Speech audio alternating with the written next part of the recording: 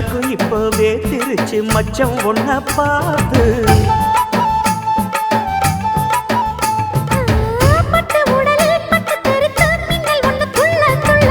வெக்கம் துடிக்க விளக்கணைக்க ஜன்னல் கண்ணை மூடிக்கொள்ள 10 நாள் கழிச்சு தாண்டி கதவை திறக்கணும்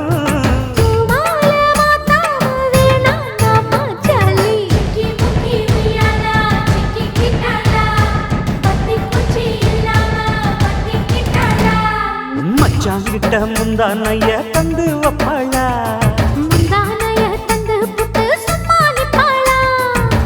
பல நாள்